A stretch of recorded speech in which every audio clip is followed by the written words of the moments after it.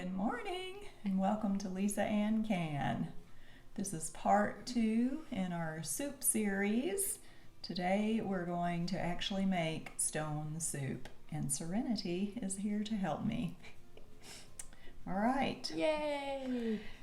In the story, the first thing that they said they needed was a giant iron pot. We don't need a giant iron pot. But we do.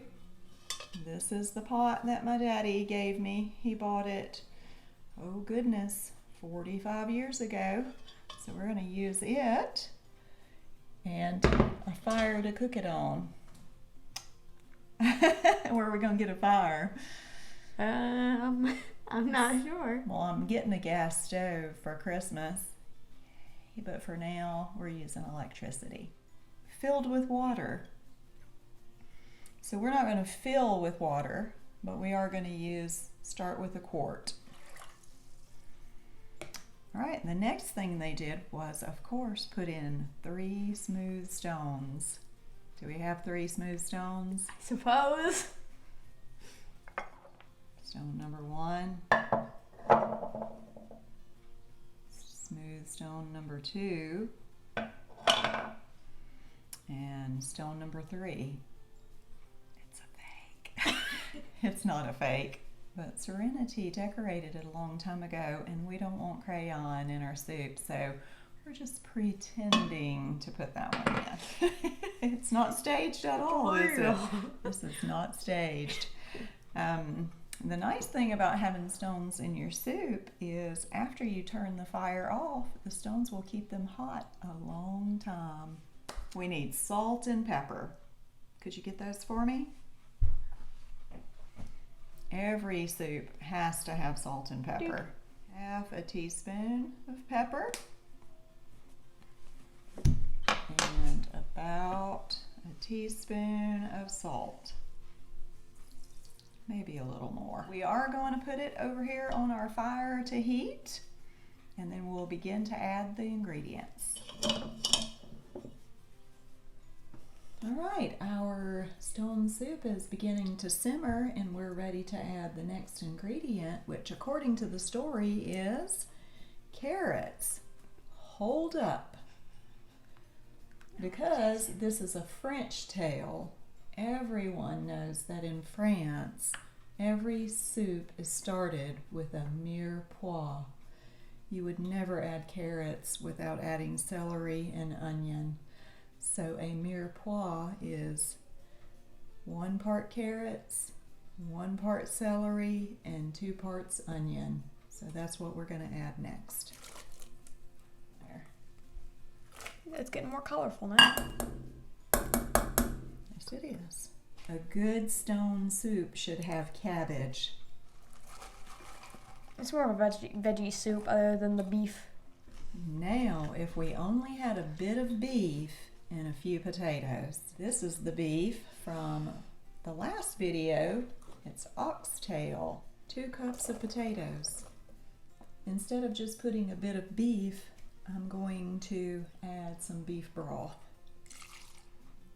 That looks pretty good. Smells good. This is a rich man's soup right here, but we want to make this soup fit for a king. If only we had a little barley and some milk.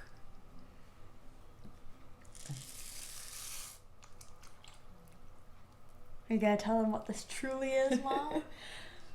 It is mostly milk, but I used heavy cream. Now, this is the soup that will be fit for a king. The king. All right, so now we wait.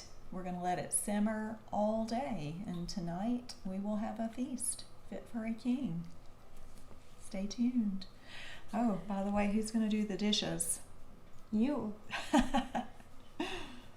If I do these dishes, the cooking dishes, will you do the supper dishes? Or would you rather do these dishes? I'll do the supper dishes. You'll do the supper dishes. You heard her. I have witnesses. Stone soup is almost ready, but I'm going to make some cornbread real quick.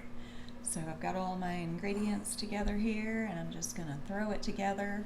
My skillet, my iron skillet, is in the oven at 425, getting hot with a 1/4 cup of lard in it, melting.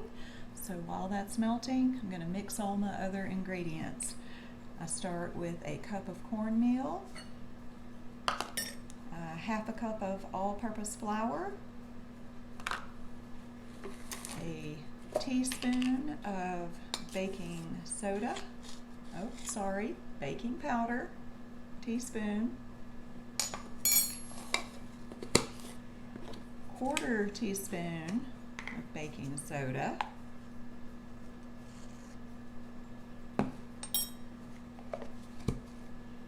and 1 teaspoon of salt. Mix those together real well in a bowl. Crack 1 room temperature egg. Stir it in the middle, make a little well until it's mixed, and then slowly add 1 cup of buttermilk. I use whole cultured. Add a little bit at a time.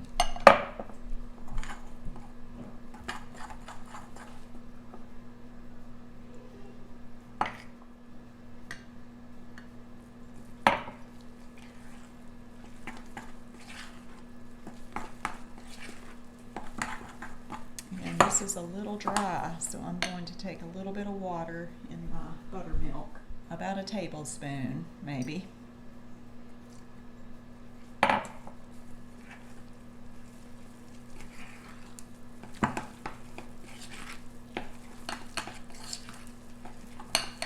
Now, it's a nice texture, a little dry, but I've got a 1/4 cup of lard in the oven that I'll be adding to it. All right, we're up to 425. This is very hot, so I like to swirl the lard around in the pan a little. Ooh, made a little mess. I like to show off Eric's grandmother's pan. It makes the best crunchy cornbread. So gently and carefully stir the lard into the cornbread batter, and then I'll just drop spoonfuls into each section. It makes 8 slices of cornbread.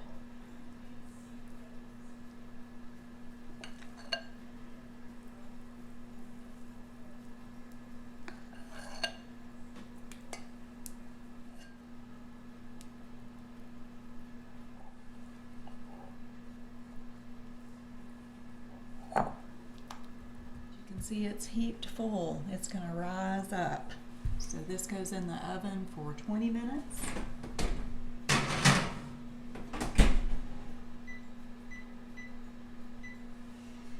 Or until it's golden brown.